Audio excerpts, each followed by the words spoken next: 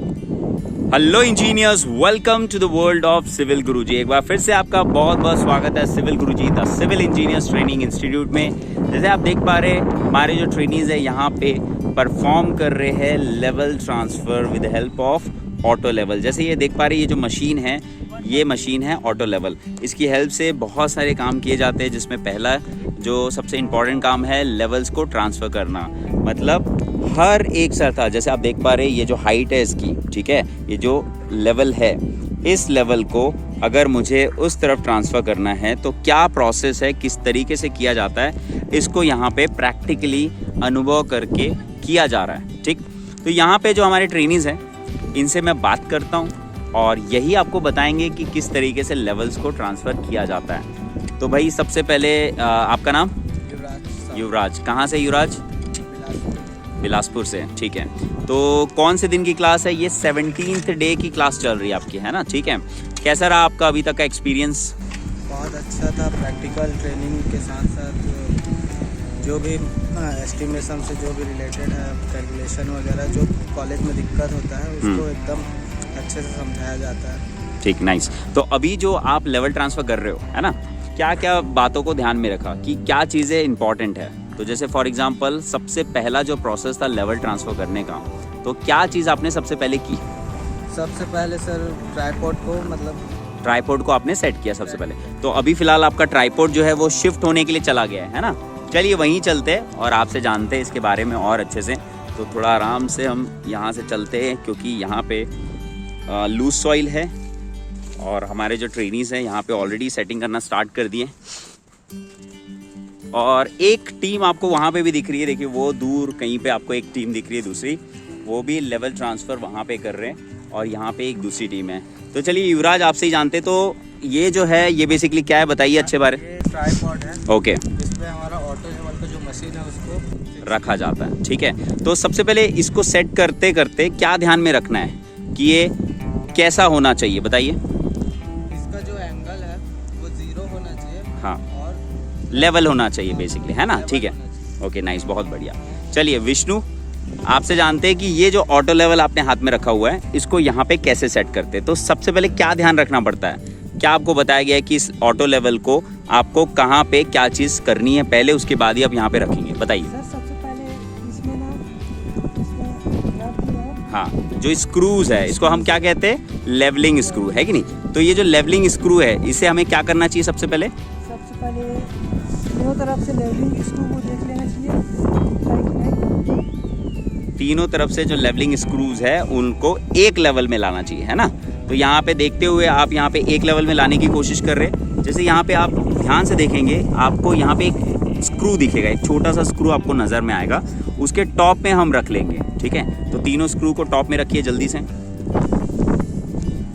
और साथ ही साथ यहाँ पे ये ट्राइपॉड स्टैंड को भी बहुत अच्छे से डिजिटली, ये स्प्रिट लेवल आप समझिए कि मोबाइल हमारा चलता फिरता एक स्प्रिट लेवल है, यहाँ पे एंगल्स को यहाँ पे ध्यान में रखते हुए इसको एकदम लेवल पे लाया जा रहा है, जो कि 0 डिग्री यहाँ पे आ चुका है। ठीक है, क्योंकि आधुनिक यंत्र है भाई, हमारा मोबाइल चलता फिरता लेवल, स्प्रिट लेवल, ये सारा काम कर देता है, इसलिए हम उसका यूज़ कर रहे हैं और इसको हमने बैलेंस कर दिया। ठीक है, अल्टीमेटली हमारा जो गोल है ना गाइस, वो यही है कि यहाँ से एक लेवल मेंटेन करना। तो लेवल मेंटेन करने के लिए सबसे पहले जो ट्राइपॉड है ना, उसको तिरछा नहीं रख सकते अपन, उसको भी सीधा रखना पड़ेगा। तो आपने कर लिया।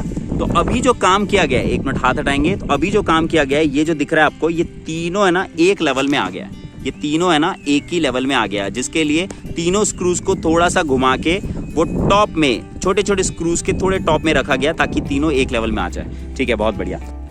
तो अब आपसे जानते हैं कि किस तरीके से इंस्ट्रूमेंट को सेट करते हैं, तो आप बताइए अपने बारे में। सर मेरा नाम नरेंद्र कुमार सोनकर है। मैं अभी गवर्नमेंट पॉलिटेक्निक दुर्ग में 5th सेम में अध्ययनरत हूँ।